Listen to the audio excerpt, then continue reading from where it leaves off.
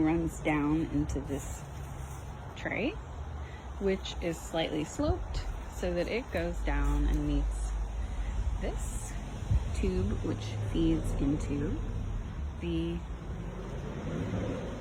water. I have a spigot down at the bottom so I can attach a hose and take water out, which obviously is the goal of any water retention system. So I got this for free. Somebody was giving it away. They drilled holes here. Yeah, that's a hole. In the side in 2 spots so that the top rim doesn't hold water, which will of course just breed mosquitoes. So I don't really love how it looks, so I built this little kind of trellis to go in front of it. I have a few plants sitting in front of it right now. In the spring, plant something vining there. On top, I mounted a solar panel, and the solar panel goes to this little pump around the side here. One goes into the water tank to keep the water moving, keep it from getting stagnant, and the other goes into the chicken's water room. Again, just to keep the water moving, keep it from getting stagnant so that it doesn't get gross and so that it doesn't breed mosquitoes. Hi, Queen.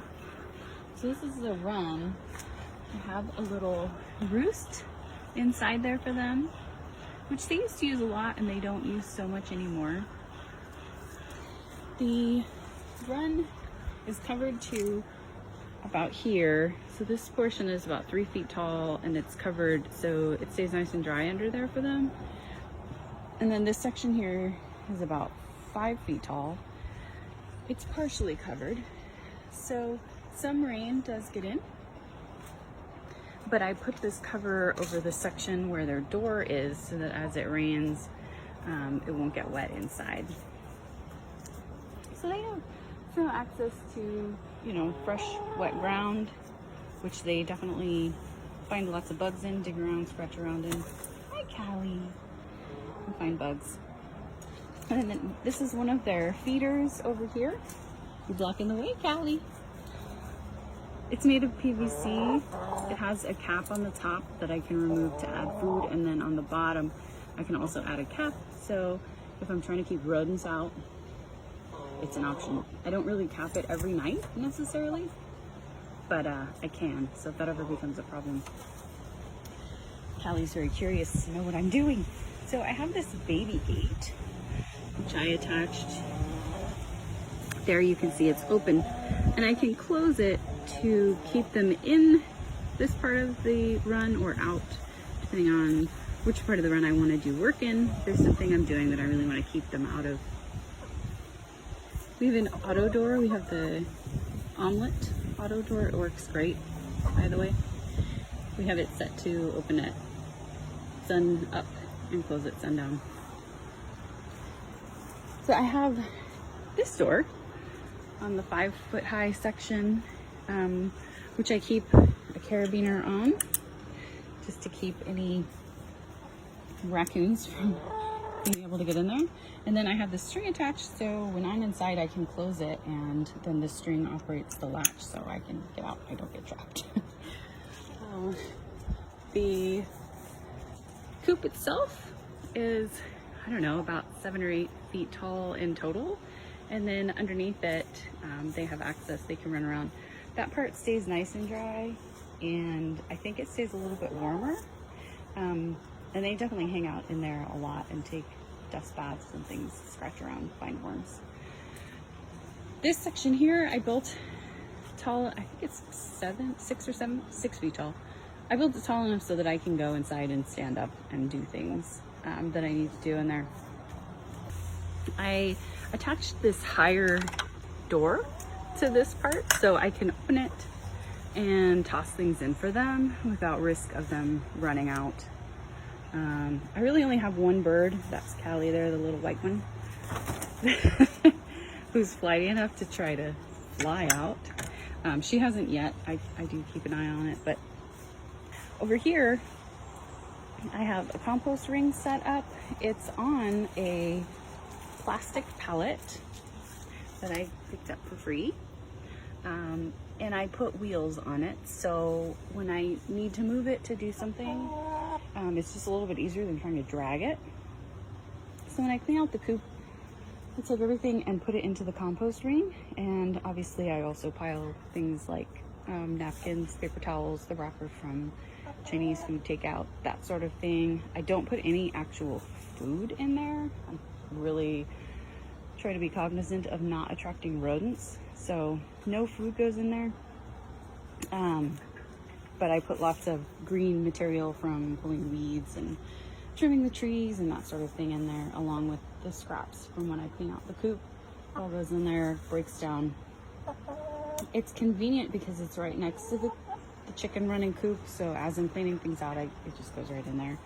But it's also, once it's mostly broken down, I'll often take it and toss it into, so this is where it's helpful to have a section where I can block the chickens off, and then I can open this big door and like dump the contents of the compost pile in there, and they can't, there's no risk of them running out. And they love to do that. They get to scratch through and find worms and bugs and anything that I didn't get broken down in there. I also tossed the pumpkin in there for them. We carved the pumpkin, and it was starting to go bad, so I tossed it in there, and they are definitely having fun going through that. Let me see if I can get a picture from the other side. Yeah, they've made a nice big hole. They're going in. Good job, girls. I raked and dumped most of the leaves in here, and that's partly to give them kind of a drier place to walk around in, so it's not muddy. But also, as the leaves break down, they produce a little bit of heat, so it's also kind of a natural way to just give them, not necessarily like warmth, but just to keep them off of the frozen ground when it gets cold enough to like freeze. And they're undercover too, so the ground probably won't freeze, but having the leaves there just provides a little tiny layer of insulation, so they can keep a little bit warmer, keep their feet off of the really, really cold. I also hung, back there I have an automatic pet food feeder, which I fill with worms, and they get an extra dose of protein throughout the day. It goes off 4 times. Right now in the summer, when they're not molting, I'll probably drop it back to 2 or 3, but it's helpful and it keeps them entertained. I also added to the back side of the run this poly sheeting, just on this section, like basically like half of it, to keep the rain out. Like when it's so cold and windy that the rain is kind of blowing sideways, this will keep the rain out of one side. So if it's really wet in there, they have a place where they're going to be able to stay dry, keep out of the rain, do their dust bathing, that sort of thing. Over here, it's kind of pretty covered in leaves right now, obviously, but I built this little flower box. I really just wanted to give them a little bit of insulation between them and the world, some place where they could feel like a little bit more secure to do their dust bathing. Because I do have this dog here, and she's old and she's not much trouble, but she still kind of scares them a little bit. Just the other day they were dust bathing over on the other side, and she walked up to it and just scared them. They ran away. So most of the time when I find them dust bathing, it's over on this portion of their run where they can feel a little bit more secure. In this one, I put a bunch of scratch grains, so I'm just letting the scratch grains grow a little bit, turn a little green, and then I pull them and just toss them into the run, and the girls love that. I also planted some onion, so it's dual purpose. It feeds them and me, which is nice. I just built it out of scrap, and it's not attached, it's freestanding, and I put this chicken wire around it to keep the dog out, because she will go in there and eat things.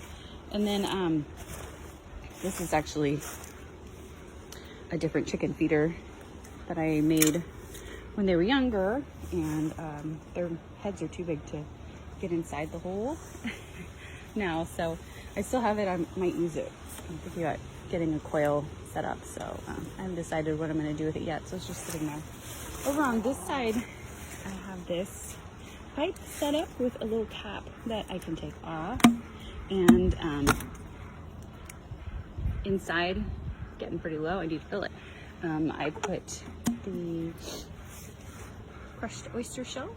So it's just a little dispenser. It has a hole down there at the bottom that's open, so they can get the oyster shell out, but they can't really make much of a mess with it. They can't poop in it or anything like that. So I have this one, and I have another one like it that I'm going to attach over on the other side. Be a grit dispenser. So this one has oyster shell, and then over here I'll put a grit dispenser. So in the front, I didn't mention before, but I put a screen there because it gets really sunny on this part of the house and on this part of their run in the summer, and it was just really hot. So it's literally just screen that you would put on the window. I had a big piece and I stuck it on there. In the summer, it gets really, really hot and it's just super sunny all day long. There's a little gap here between the wire and the poly roofing materials, so I slide cardboard under there, and so it provides them with some shade, and it's nice and secure because it's just kind of wedged under everything. Gives them some shade, and yeah, keeps the sun off of them, which they really appreciate. They definitely cower away from the sun in the summer when it's 100+ degrees here in Eugene, which is crazy. But anyway, so I built this coop and run under this giant tree because in the summer it's full of leaves and it shades the coop and keeps them cooler. And then in the winter, when all the leaves drop, which we're in the middle of now, it allows the sun to actually hit the house and warm it up a little bit so that it doesn't just stay really, really cold in there. And then I also put this easy up over here because the sun comes up this direction, comes up over the house, and then so first thing in the morning they were just getting blasted with sun on this entire side of their run, and I noticed that they were just like trying to hide over on the other side to get any little scratch of shade that they could, just in the morning. The rest of the day it's pretty shady with the tree and the cardboard that I put on the front. But first thing in the morning, they were really getting blasted. So I put this easy up here and then decorated it up with some chairs and a little fire pit. And then on this side, conveniently under the overhang, I have this little outdoor organizer where I keep some tools that I need for them. And so that keeps it nice and secure and dry and convenient because right over here is the coop and the run. So inside of the coop, which one of the girls is in there laying right now, I'm probably going to disturb her. There she is. She's mad at me. I'll leave her alone and film the coop later.